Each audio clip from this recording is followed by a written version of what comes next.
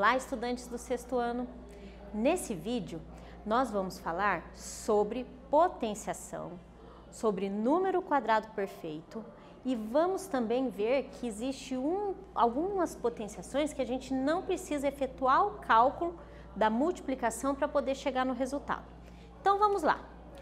Sabiam que os elementos das potenciações recebem nomes especiais e que isso nos ajuda na hora de resolver um problema? Nomes especiais, elementos da potenciação, isso mesmo, a potenciação ela é formada por um número que tem aqui embaixo e esse número tem um númerozinho em cima que acompanha, não é? Isso mesmo, o número que vem embaixo é chamado de base e representa o fator que se repete. Peraí, vamos retomar aqui uma ideia. Potenciação é uma multiplicação de fatores iguais. Então, se eu falo para vocês assim, ó, 3 na base e 2 no expoente, vai acontecer o quê? Que eu vou repetir esse fator 3 duas vezes, ou seja, eu vou fazer 3 vezes 3, certo? Retomado isso, a gente tem o expoente, que é o número que determina a quantidade de vezes que essa base vai se repetir, ou seja, que o fator vai se repetir. E o resultado é chamado de potência.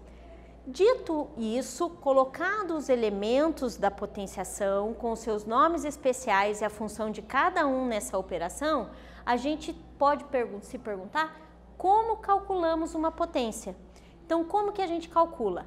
A base é o fator que se repete, o expoente é quantas vezes ele se repete e o resultado é o resultado dessa multiplicação. Então, se eu tenho 5 elevado ao expoente 3, eu vou ter o quê? 3 fatores 5, que vai me dar uma potência de 125, ou seja, 5 vezes 5 vezes 5 dá 125, certo? Então, já vimos os elementos, já vimos como calcula. Mas como eu leio essa potência? Muito bem, se o expoente é 2, eu vou ler sempre ao quadrado, porque tem a ver com a figura geométrica quadrado. Se eu tenho o expoente 3, eu vou ler ao cubo, porque tem a ver com a forma geométrica cubo, certo? Então, 5 ao quadrado, 5 ao cubo, certo? Mas e como eu leio uma potência que não é nem expoente 2 e nem expoente 3? Eu não tenho nenhuma figura geométrica com 4 dimensões e nem com 5 dimensões. Aqui eu tenho 2 dimensões, ó, 2 dimensões ao quadrado, 3 dimensões ao cubo. Mas e o 4, 5? O que eu vou usar? Eu vou usar a palavra elevado, ó. Então, 5 elevado à quarta, 5 elevado à quinta e assim por diante. Tudo bem? Mas e que relação, então, tem o expoente 2 com o quadrado? A gente já falou no slide anterior que o expoente 2 a gente lê como se fosse ao quadrado. Por quê? Essa relação é porque eu consigo formar quadrados perfeitos. Então, por exemplo, o 1 é um número quadrado perfeito porque eu posso falar que 1 ao quadrado é 1. Qual é o próximo? 2? Não forma um quadrado, certo? E 3 forma um quadrado? Também não. O próximo quadrado perfeito vai ser formado por 4 quadradinhos, ou seja, o 4 é um número quadrado perfeito porque eu faço um quadrado de 2 ao quadrado, certo? Ou seja, um quadrado de 2 por 2. E quem seria o próximo? 5 não é, 6 também não, 7 também não, 8 também não, 9 também não. Então, o que eu tenho aqui? Opa, 9 também não, professora? 9 sim.